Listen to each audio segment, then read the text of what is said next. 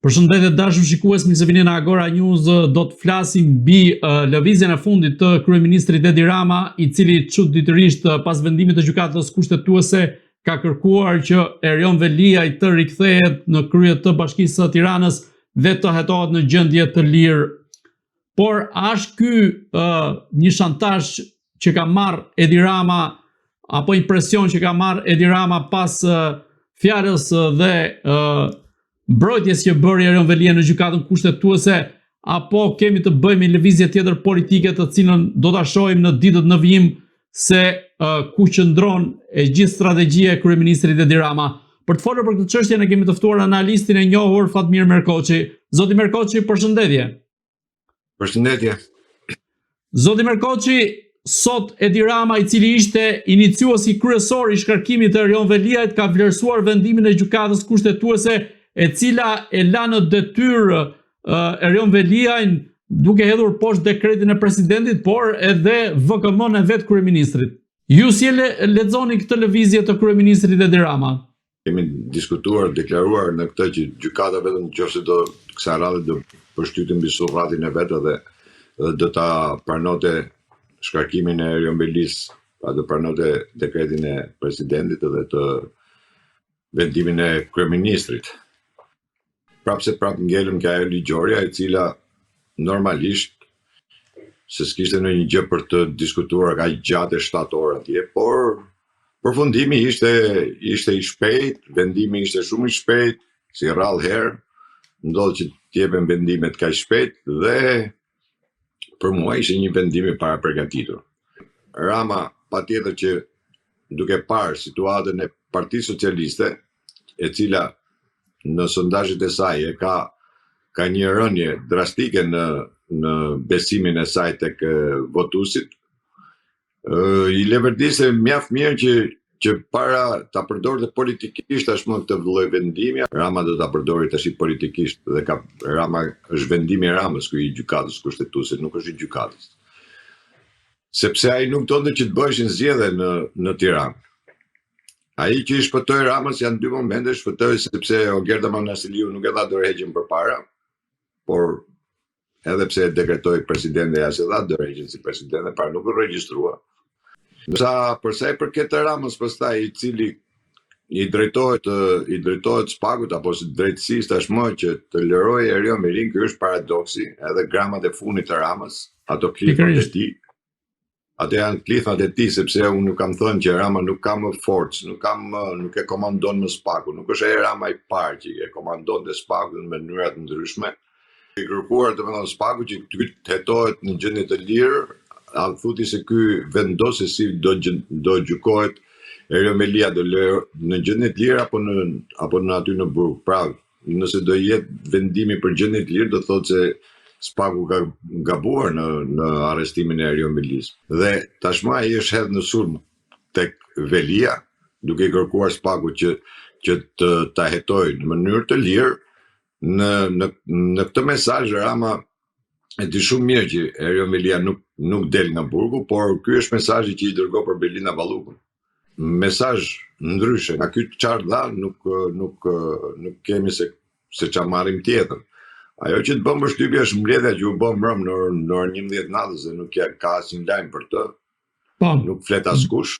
Mbledhja e grupit, po. Është bërë mbledhja e qeverisë, se janë thirrur në qeveri ata të gjithë mbrëm në orën 11 natës për të justifikuar para qeverisë shkarkimin e Belinda Ballukut. Unë kam thënë edhe prapë ngul këmbë që Rama nuk ka këllçe për ta shkarkuar vet Belinda Ballukun. Ai jo më kot i ka kërku dorëheqjen e saj, se po të ishte ai në sekonde shkarkonte, se është firma e tij e vetme, nuk ka këpyt njëri tjetër. Kështu që këto janë mesazhet të koduara që Rama kërkon. Ky është një presion që i bën nga larg Spakut, për sa i përket duke u kamufluar me atë tashmë që Erion Velia duhet të jetë në krye detyrës, se bashkia duhet të jetë me kryetare, dhe thash në të njëjtën kohë që dihet shumë mirë që bashkia funksionon nëpërmjet Këshillit Bashkiak, pasi të drejtën për të caktuar nënkryetaren e drejtuesin e bashkisë, pra një nga nënkretarët e ka Erion Belia, nuk e ka Edi Rama, ashtu siç e bëri Edi Rama. Nuk janë kompetenca të pazëvendësueshme ato të kryetarit të bashkisë, nëse mund të jenë dy kompetenca, të cilat janë thjesht kryetarit, ati i dërgojnë shkresat në Zyrë dhe ati në Burg dhe ai firmos për Burgu, nuk ka asnjë gjë të keqe. Por ajo që është kryesore, ai do mundohet tashmë ta luftojë këtë do kërkoj atëherë ai do filloj mos funksionimin e institucionit. Po nëse institucioni vazhdon funksionimin e tij, Këshilli Bashkiak vazhdon funksionimin e tij, ajo që Erion Belia do të delegoj si zëvendësin e vet, do vazhdoj funksionin, nuk ka se pse duhet të dali jashtë. A ishte Edi Rama ai i cili u angazhua i gjithi që Velia të përfundonte në SPAK aty ku përfundoi dhe në paraburgim dhe ndërkohë qofte edhe për shkarkimin e tij i cili u angazhua vazhdimisht derisa e çoi edhe në presidencë shkarkimin e Erion Veliet. Si është e mundur që tani kërkon rikthimin e tij në krye të Bashkisë Tiranës? Jo, këta unë i kam qysh, jo më koti që i parapolitik, jo më koti që këta janë mësu me pazare, këta nuk janë mësu me ligj, nuk janë mësu me drejtësi, këta janë mësu me pazare. Po pra çfarë po luhet në këtë rast? Po ja u shpjegoj, këta më mundohen për të bërë një rrëmuj, për të krijuar për të fshehur shumë gjëra të tjera nga prapa. Domethënë, tashmë ky e transferon gjën tek Erion Belia. A thua se dje doli vendimi i gjykatës kushtetuese. I thiri këshilltarët, po i thiri në mënyrë demonstrative ato këshilltarët e vet në Partinë Socialiste dhe mas daljes nga Partia Socialiste ata shkuan protokoll të bashkisë dhe bën kërkesën. Shumë gjëra u shkelën në mënyrë demonstrative. Nuk është puna se kishte vetëm një shkelje. Dhe unë jo pa tash ky është vendim i Ramës dhe Rama për të bërë këtë tallavit tani për të përfituar nga kjo tallavit dhe për ta bërë tashmë sikur këtu u bën nami, ëh, sepse po të ishte kjo gjykatë kushtetuese kaq prefekte, kaq zonja në vendimarrjet e saj, ajo ka hedh poshtë vendimin për portin e Durrësit, që është pikë strategjike, ai doli kundra portit Durrësit, doli kundra Butrinit, ka dalë kundër teatrit kombëtar, ka dalë shumë vendime tjera. Që në këtë rast, në këtë rast, a e ka shantazhuar apo i ka bërë presion Erion Velia, i cili në gjykatën kushtetuese lart kuptohet që ka dhe një USB në qeli? Absolutisht nuk ka Erion Velia se çat presionin të bëjë gjykatës kushtetuese apo Ramës. Jo, Edi Ramës. Po pra, as Ramës, as gjykatës, as kujt nuk i bën dot presionin Erion Velia për sa kohë është atje. Erion Velia ka fol atje, ato u bën ta marrin xhep, sepse ka fol atje. Duhet kuptojmë një gjë. Nëse dy vetë din një gjë, do dali se s'bët. Vetëm njoni, nëse vdes njoni, edhe ngelet tek pull që s'merret vesh. Po nëse e din dy vetë, e di ka avokati i Erion Velisë, nuk e din tjerë. Absolutisht, nuk ka presion. Këto janë llafe pazarit, thënë. Unë po ju them që Edi Rama e shfrytëzoi mjaft mirë këtë për të bërë këtë tallavan, për të mbuluar gjithë të pislliku që po bëhet. Ju mendoni se nëse Edi Rama do kishte gjë në dorë dhe tek SPAK-u, se të gjithë përplasin ke SPAK-u. Nëse Rama do kishte gjë tek SPAK-u në dorë, t'jeni të bindur që Rama do ta rrëzote Erion Velin. Problemi, unë ju thash, është politik. Nuk është ligjor, është politik. Çka do të thotë që Rama nuk do, nëse Erion Velia ka dalë me 60.000 vota para në zgjedhjet lokale, ai nuk mund ta pranojë që të dali, se ai për të fituar fitoni, manipuloni, po nuk mund të dali me 10.000 vota para, o Gerta Manisiliu. Dhe kjo quhet humbje për Ramën. E konsiderojnë humbje. Pra Edi Rama është duke marrë kohë pra në këtë rast për Bashkinë e Tiranës. Do ketë prapë përpasi me Erion Velin. Ashtu që nëse nuk firmosi vendim, nuk bën një shkresë i cili është e drejtë atij ekskluzive për ta firmosur, ai nuk e firmosi, zgjat e bën, atëherë ky do thotë nuk funksionon bashkia. Atëherë do ta kërkoj për mos funksionim të institucionit. Por nëse Erion Velia i firmos ato shkresa, ç'a do ndodhi? Absolutisht asgjë. Sepse thash, Këshillin Bashkiak e drejton kryetari i Këshillit Bashkiak, jo kryetari i bashkisë.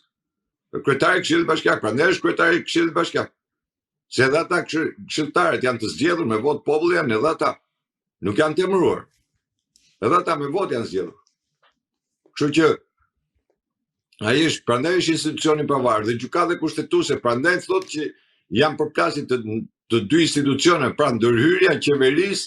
Pas kësaj u thash që ai kërkon që i drejtohet tashmë dhe i bëm, themi, presion Spagut, e para herë tregon mjerimin e vet herë.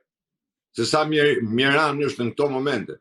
Pjesa e dytë është ajo pjesa që ai pret gjë tjetër. Kuptojeni drejt. Sepse jo më kot sot anulloi edhe vajtin në Bashkimin Evropian. Se do të ishte sot atje. Por tani ai ka diellën që komandon gjithçka, po lind klysh. Por çai duhet e Romilieti? E komandon me diellën e. Romilien e fut ke diellën dhe e komandon me diellën. Po u tallë edhe Europa u tallë me të. U tallën para 4 ditësh, u tallën e bën lec. Mani më, nuk kam thënë deri në fund vitit do pastrohet kjo gjë. Nuk mund të eci më Shqipëria në këtë drejtë që është, se po shkon dita ditës mas Ballugut kanë shku dhe edhe drejtori i rrugëve, ku diun se sa vetë tjerë kanë shku në Spak. Do jetë tash, unë gjykoj se do jetë, do marrë një vendim për këtë Ballugun.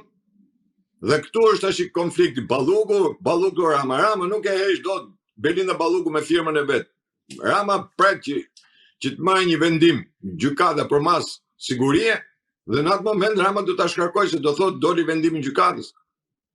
Por jo se Rama po bën çudin. Tash ai tregon mjerimin e vet, asgjë më tepër. Se nuk mund dalë një kryeminist ti drejtohet një organi tjetër, është ndërhyrje direkte në organin tjetër. Të ndalemi pak te Belinda Ballugu. A mendoni se ka pasur një sherr në kryeministri mes Belinda Ballugu dhe Edi Ramës, ashtu siç ka deklaruar dhe vetë kreu Partisë Demokratike Sali Berisha, sipas të cilit janë ndezur gjakrat mes kryeministrit dhe Belinda Ballugut? Në Zyrose ka thirrë Rama dhe aty kam pas atë debatin e fortë për sa e përket dorëheqjes së Belinda Ballugut. Jo e pat shumë mirë. Jo më kote lidha edhe me ceremoninë që ndodhe, me ceremoninë mortore që ndodhe, kur Belinda Ballugu i bëri kashillikun. Rama ka filluar kashim Belindës të atë që ka në dorë ai për ta bërë, do ta bëj. Çka do të thotë, ka fillu të fshi fotot, te që ato like-et i ka futa patronazhistët për të bërë atë pjesën tjetër, e kupto? Pjesën tjetër duke sulmuar nga pikpamja rrjeteve sociale, duke i heq ato postimet e më thash. Por deri këtu shkon Rama. Këtë firmës për të shkarku Belinda Ballugun nuk ka mundësi. Dhe unë jo tash ajo mbledhje e mbrëmshme. E orës 11 natës është një tregues, po askush nuk ka fol deri tani çfarë është thënë atë mbledhje. Sepse mos harrojmë se përveç tunelit që ka dalë është edhe Begeti, ky Pacolli, janë shumë afera të cilat po kanë ngelur varr, themi, dhe Rama e di shumë mirë që është bërë e gjitha është bërë gurguleja në Spak, dhe ky nuk e komandon më Spakun. Unë ju them, ky nuk e komandon më Spakun, nuk e ka më forcën. Për sa kohë doli Dumani dhe deklaroi që Spaku është në kombinim të plot me FBI-n, pra aty tashmë nuk është më Rama, nuk mund të futet më Rama në lojë. Nuk e ka forcën më për të futur dhe për të bërë atë që ka bërë deri dje. Unë jam plotësisht dakord që deri dje kishin ndikim. Jo se me Spaku. Sot nuk e ka më këtë ndikim. Dhe dita ditës po e tregon me veprimet që po bën, po e tregon që nuk ka forcë në këtë organ. Zoti Merkoçi, si mendoni çfarë mund të jetë diskutuar në mbledhjen e qeverisë së mbajtur në mbrëmje vonë, teksa rreth orës 11:30 diçka e tillë, Belinda Ballugu ka postuar një foto nga mbledhja e grupit dhe jo e qeverisë, pra ndoshta ka dashur të shpërqendrojë vëmendjen. Nuk është puna se ka dash për aty kur bëhet mbledhja e grupit, bëhet mbledhja e qeverisë, janë gjitha bashkë se ky komandon gjitha, qoftë grupin, qoftë qeverinë. Mos harrojmë se në orën 8 kanë pasi mbledhje qeveria, pastaj në orën 11 natës ky ka thirrë përsëri. Thirrja për shdyti mbrëmja ditës dhe anullimi i vizitës që ka bërë sot, do flet shumë. Flet për gjendjen mjaft të keqe të vetë Ramës. Në pozicionin ti tashmë është shumë i keq, sepse nuk është e lehtë, domethënë që ti të mbash me dy zëvendës kryeministra në ndjekje penale dhe të mbash postin e kryeministit. Tashmë Rama domethënë është në atë ullin se ku do shkojë, mi po ai ka dhe dosit e veta të hapura. Dhe t'jeni të bindur që në të gjithë telefonatet e Sky e Encrochatit, të rrjeteve sociale dalin emrat e tyre. Dhe jo vetëm Belindës e ministrave të tjerë, por edhe vetë Ramës e ke në këto Encrochate. Jo pa qëllim, ata u munduan të përdorin një levë, domethënë, duke e çuar në gjykatë kushtetuese, gjoja si individ, vetëm që Encrochatin dhe Skyn ta quanin, mos ta merrnin si provë. Po quhesh thjesht një telefonat, mos merren si provë. Në të njëjtën kohë që Amerika dhe Europa, Amerika fillimisht që tha është provë, pastaj vendimi i gjykatës europiane ishte që merret për provë dhe këta ngelen brenda kësaj. Po tashmë nuk kanë se si ta shtjellojnë tani, si dalin nga ky batak që jam fut vet, jo si ka fut njëri, po jam fut vet. Kështu që jemi në kushtet e depresionit dhe më tepër të Ramës për situatën që është krijuar. Ju e dini shumë mirë që Rama nuk ka lënë vizite, nuk ka lënë vend pa shku, ka pas ngjarje shumë të mëdha dhe Rama ka çak kokën, ka hik. Kurse çuditërisht kësaj radhe stopohet, nuk ikën, nuk di pse, por thash ajo mbledhja e mbrëmshme e grupit apo dhe vetë qeverisë është tregues i një ankthi të cilit ata e kanë tashmë brenda për brenda. Mos harrojmë edhe pjesën tjetër se edhe brenda për brenda Partisë Socialiste ka grupime, ka bryla, ka luftë brenda llojit dhe lufta brenda llojit është më e keqe se sa luftat e tjera. Zoti Markoçi, a mendoni se SPAK po ruan dhe asin nën mëngë sa i përket hetimit të Belinda Ballukut për fshehje të pasurisë? Dhe kjo mund të jetë një goditje po aq e rëndë sa që ishte edhe në rastin e Erion Veliaj. Që ka dhe për fshehje pasurisë, ka dhe se nuk është vetëm për tunelin e asaj, ka dhe mund të them që ka dhe për koncesionin që ka dhënë, që kanë prek interesat e sigurisë amerikane apo të vetë NATO-s. Mos harrojmë se porti i Durrësit, jo pa qëllim ja përmenda që në fillim gjykatën kushtetuese e cila doli kundër dhe doli në krah Ramës. Ai porti i Durrësit është pikë nevralgjike, mi po aty do jetë edhe NATO. Dhe dhënia me koncesion të huajve, alabare, drejtje, shejtane, kontratë që kanë me Kolumbinë, kromi që vjen aty, droga që vjen. E kuptoj, dhe ata po me atë çka kanë bërë deri tani, duke e tjetërsuar të port dhe duke e kthyer në një pikë kalimi të drogës e klandestinëve të gjitha, atëherë kjo ka prek edhe interesin e sigurisë kombëtare të Amerikës dhe kjo është porti i Durrësit do jetë mund të them që porti i Durrësit është edhe asi nën mëngë për sa i përket të tjerëve, ndërsa për sa i përket pasurisë që do të hetohet në pasuri, kjo u tregua me lajmin që doli që e motra Belinda Balluku tashmë po të ndahet me shoqin punë se këta kështu fillojnë ndahen nga gratë, nga burrat vetëm për të fshehur pasurinë, për të bërë gjë se mendojnë se duke u ndalë, mendojnë se do ta fshehin pasurinë, po e kanë të kotë, sepse unë ju kam thënë që FBI-a qoftë edhe Anglia i din gjithë se ku i kanë bankat e ku i kanë pasuritë e tyre. Ju kam thënë që edhe vetë Ramës i është bllokuar si dhe të tjerë, dhe vetë Ramës në Amerikë është bllokuar qoftë fizikisht, domethënë pronat që ka, qoftë edhe llogaritë bankare. Kështu që jemi Edhe Erionin kështu e qitëm fillimisht, e kuptoj sikur ishte për ca shpenzimet e më thatë shoqet, por dolën pastaj dolën të tjerat, edhe Erioni do të vazhdoj të ketë të tjerat. Ashtu siç do të vazhdoj të ketë të tjerat edhe Belina, dhe automatikisht edhe Rama është brenda të gjithë aferave që ka bërë Belina Balluku.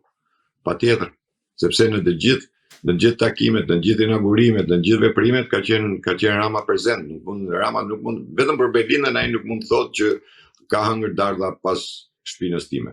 Për çdo tjetër njeri thotë, për Belinën nuk e thotë dot se në të gjithë rrugët, në të gjithë tunelet, në të gjithë portet, aeroportet, mos harroni se ka qenë edhe Bexheti thash 4 orë sa në prokurorinë e rrethit Tiranës. Mirë po, kombinimi ndërmjet SPAK-ut dhe prokurorisë Tiranës është evidente, nuk ka ndonjë gjë të keqe. Gjithë çka ka deklaruar Pacolli do të kalojnë tek SPAK-u patjetër. Janë deklarime në prokuroria dhe i merr dhe SPAK-u ato si dëshmi reale, pa e marrë SPAK-u në pyetje Pacollin për ato deklarime që ka bërë aty. Dhe lufta e aeroporti i Vlorës tash. Po mos harroni, përveç aeroportit janë dy anijet që as kanë prodhuar ndonjëherë asnjë gram, po që vetëm kanë marrë lekë të shqiptarëve. Mos harroni se është edhe çështja e inceneratorit Tiranës, e cila nuk është mbyllur, sepse ju kam thënë që në fillim që dosja e inceneratorit Tiranës nuk është e mbyllur, se u dënua X dhe Y, sepse është ndarë në 3 pjesë. Në pjesën e tretë është më e frikshmja. Pse? Sepse pjesa e tretë është direkt Erion Belia, Edi Rama, Belina Balluku. Apo dhe kryeministët që kanë qenë përpara, qoftë edhe braçja e kompanitë që kanë qenë kryeministët që kanë firmosur në atë kohë. Kështu që nuk është se u bë, dhe unë pranaj them që do klasja ajo e madhja. Ka dosi mekonikal të hapur. Para 2 ditësh, 3 ditësh në Amerikë është bërë përsëri një problem shumë i madh në mediat amerikane. Çështja me Gonigal, sepse edhe atje flitet për sigurinë e Amerikës dhe ardhja e sekretarit shtetit në Amerikë. Marko, kur erdhi këtu, kë takoi SPAK-un, ministrin e brendshëm dhe drejtësisë. Nuk takoi absolutisht asnjë tjetër. Dhe pas këtij po ndodhin çuditëra tashmë. Dhe jo të shihni që do të ketë çuditëra më të mëdha. Për t'i dhënë garantë, dhe unë jo pa qëllim thash që mediat e sfumuan në deklaratën e Dumanit në parlament. Cilat do të jenë këto çuditëra? Çuditëra, do të thonë, janë ato pjesë që këto do shkërmoqen gjithë. Politika shqiptare do hajë goditje shumë të madhe. Dhe kur them politika shqiptare, nuk e kam vetëm për një krah. Po flas politikanë shqiptarë, shtetarët shqiptarë, të cilët kanë 35 vjet që ndërmojnë këtë vend. Po që do marrin goditje të gjithë, në mënyrë absolute. Nuk mund të shpëtojnë më. Dhe thash, deklaratat që bëri Dumani e sfumuan, se u morën me debate të kota, në të njëjtën kohë ai tha 2 fjalë, askush nuk është para ligjit, mbi ligjin, dhe pjesa tjetër që ishte më e rëndësishme ishte që SPAK-u tashmë është në bashkëpunim të plot me FBI. Ne jemi vetmi vend në Ballkan apo në Europë që qëndron FBI-a në Shqipëri. S'ka vend tjetër që të jetë FBI-a në Shqipëri. Dhe FBI-a është atachuar në SPAK. Të vizë vend sekretari i shtetit amerikan këtu. Takoj vetëm SPAK-un dhe 2 ministra, dhe ta anashkalojt në mënyrë të kryeministrin apo presidentin apo kryetarin e parlamentit. Këtu ka ardhur zëvendësi sekretarit shtetit, edhe këta kanë qitë në faqet pare të thënë e takume, sot s'ka asgjë. S'ka asgjë. Zoti Merkoçi, dhe pyetje fundit sa i përket Belinda Ballukut. A mendoni se po tenton që të shpëtoj, po themi, gjithë aferat e saj, apo dhe aspektin e pasurisë, duke nisur nga fakti që një ditë para se ajo të thirrej në SPAK, e motra e Belinda Ballukut hapi zyrë avokatie, po pa specifikuar veprimtarinë në QKB, dhe më pas tani së fundmi i vllai i Belinda Ballukut, për të qenë saktë dhe korrigjuar atë të mëpashmen, theksohet se po divorcohet nga gruaja e tij. A janë këto manovra për të fshehur pasurinë apo për të bërë lëvizje të tilla siç ishin në rastin e çiftit Meta Kryemadhi? E para herë që motra Belindës ka konflikt interesi sepse ka qenë në krye mitingut dhe është kjo që i ka kaluar në përduar prokuror edhe gjyqtar. Dhe ky është një kashillik që ai i bën prokurorisë. Pra, se ka direkt konflikt interesi po ta marrin. Por duke qenë familjare ajo ka drejt ta mbrojë Belindën. Atë që thash më përpara, ndjes sepse ngatrova, domethënë, jo e motra Belindë, po i vllai Belindës, ndahet nga e shoqja, pikërisht për të fshehur pasurinë. Për të fshehur pasurinë, sepse po ti shefësh, këta i kanë pasuritë, i kanë ke motra, ke vllai, ke nona, ke baba, edhe pse i kanë ka 90 vjeç, ka 100 vjeç, ka 80 vjeç, çuditërisht prindet e këtyre janë aksioner, kanë pallate, kanë dhe thash, ke çunë tezës, çunë hallës, dhe prandaj është shtrihet gjërësisht. Ta për shembull ke shumë nga këta për shembull që i kanë pasuritë në emër të shoferëve të familjes vet. Pra, këtu është mënyra për ta fshehur pasurinë. Por harrojnë se pasuria nuk mund të fshehet sot, sepse është ndër vite dhe këta janë ndër vite që janë në hetim, nuk janë sot. Sepse çdo gjë del, çdo gjë ngelet njoll dhe këto nuk po kuptojnë që çdo gjë ngelet njoll, sa do të mundohesh ti ta bësh. E këtë lojë lujti dhe Ilir Meta me Monikën. E kupton? Këta kanë, dhe ajo që është më e keqe se këta kanë përdorur edhe fëmijët e tyre kanë përdorur, i kanë bërë llogari bankare, kalamajt vegjël dhe ai kanë miliona në për llogari bankare të tyre. Kështu që blejnë shtëpia, i vënë emër të fëmijëve, i vënë emër të këtij, emër të pra këta janë aq pa shpirt, them sa përdorin edhe fëmijët e tyre i përdorin. E kupton? Jo më motra e vlla, nuk diskutohet. Dhe pavarësisht se këta thash mundohen të bëjnë atë ndarje, sikur ajo i ka vetat ky ose mirë, po kur futesh në tim pastaj do fillojnë të tregojnë edhe Erion Velia këtë porin fillim. U mundua ta justifikonte me atë pjesën e të shoqës se më the thash, po më pra dolën letrat, kur të vjen letrat në tavolinë do japësh justifikim për çdo letër që del. Dhe ky emrin e Ramës, nëse ka përdorur Erion Velia, ka përdorur pikërisht për të mbrojtur vetveten. Nuk e ka përdorur se ka qenë në atë moment kundër Ramës. Sepse ai deri në moment, po ta shihni në gjykatë kushtetuese, ai kurrë nuk e përmeni emrin e Ramës. Ai përmendte, vinte rrotull, por nuk e përmendte. Por kur vjen para drejtësisë pastaj, aty fakti që kanë tavolinë, pastaj do ta justifikosh dhe ky kur thash që ka folë Erion Velia, ka folë sepse ka është përballë para fakteve. Dhe kanë nxjerrë emrin e Ramës apo të Belindës apo të këtij apo të atij, të gjithë emrat i kanë nxjerrë pikërisht për këtë fakt. Sepse do të justifikohet me veten. Dhe jo se Erion Velia u bë bashkëpunëtor i drejtësisë. Është ndryshe, bashkëpunëtori i drejtësisë është ndryshe kur ti tregon nga fakti kur del përpara. Nuk e mohon dot Erion Velia atë fakt. Nuk e mohon dot lejet e ndërtimit, nuk e mohon dot se si u dha trulli i teatrit, po marrim rastin e teatrit kombëtar. Nuk e mohon dot se si u prish, me çfarë urdhri u prish, si u prish, si kaloi. Nuk e mohon dot. Ashtu siç nuk mohohet edhe pjesa e Pallat Kongreseve që i kaloi qeverisë sepse do të bëjnë ndërtime. Pra nga bashkia kalo prone i kalo qeverisë apo një ministrie. Dhe këtu është gjithë ajo konflikti. Siç ka ndodhur me Butrindin, pra ne thash nuk është një, këtu janë shumë. Nuk është vetëm një fakt dhe hajde se po e mbulojmë. Këtu janë shumë fakte ku edhe gjykata, po e ripërsëris, edhe gjykata kushtetuese ka qenë palë në këto. Por ajo që do t'ju haj kokën më tepër si duket do jetë porti Durrësit. Dhe ai jo pa qëllim vuri një njeri që nuk e njeh fare, nuk ka lidhje fare me portin e Durrësit, pavarësisht se e morën si kur unë e deklarova që ai s'din not. Por është njeriu që nuk e njeh portin e Durrësit fare, nuk ka asnjë lloj lidhje, asnjë lloj gjëje.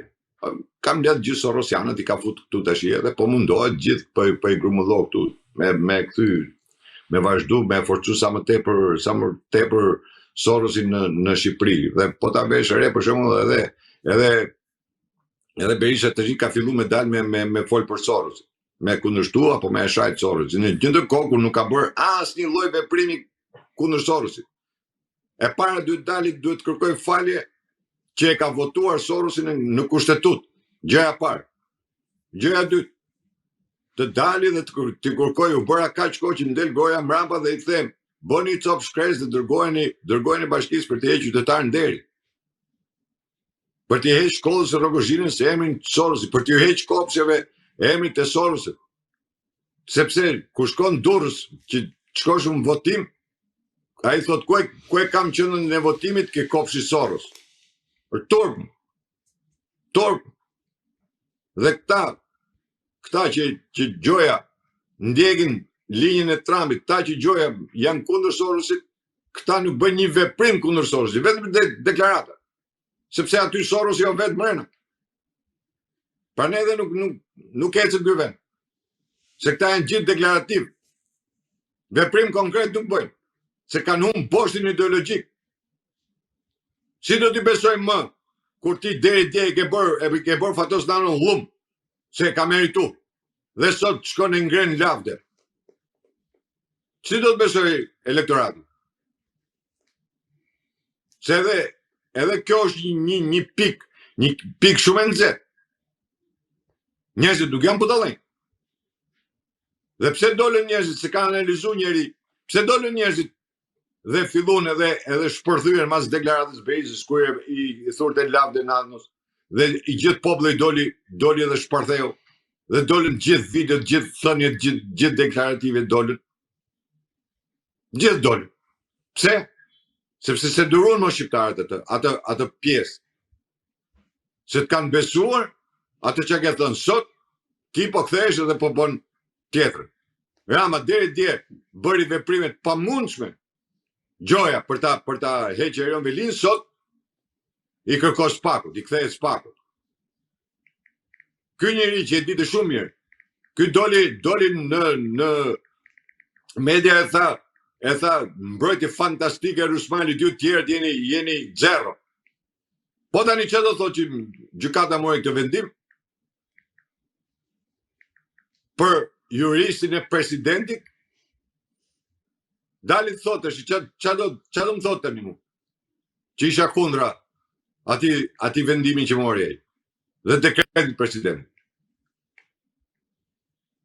E me tymnaja e kam të, politik ditore. Politik pazare, se jam shumë e pazare. E keni pa që tashmë ka hedhët e iden se do bëjmë 101 deputet, se do bëjmë me senat. Po kush do ta zgjedhë senatin? Rama apo Berisha? Senati do elit. Ku e kanë elitën ta? Ku e kanë elitën? Gjinush është elita. Të majtët janë elit.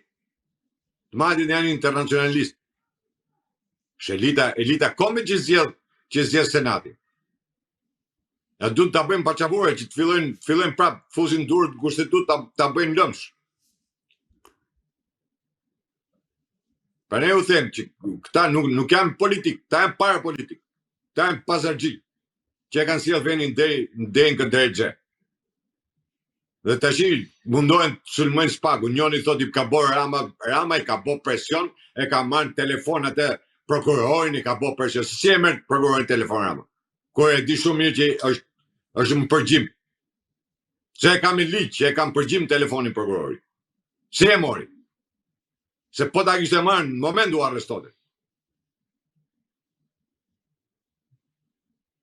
Po këta vazhdojnë akoma atë tallavan. Tallavan e tyre. Veti bëjmë, veti nxjerrin, sot i nxjerrin këtë, nesër nxjerrin atë. Dhe harrojnë që gjëja më kryesore Sot në Shqipëri është lufta kundër Sorosit. Sot në Shqipëri është lufta kundër Sorosit, se është qerdhe e Sorosit, qerdhe kabales. Dhe ky panel rri edhe del sa ne. Keni pa vetëm me njerëzit e Sorosit kur shkon në Europë, ky bën atë të bukurin. Pa edhe ata të Sorosit filluan u tallën partien. Me atë djellën e këtij të famshëm, me kopilat që do lindi ajo. I kërkon të fynë inteligjencë gjithë njerëzit. Zoti Markoçi, unë ju falenderoj që ishit në Agora News. Faleminderit edhe juve.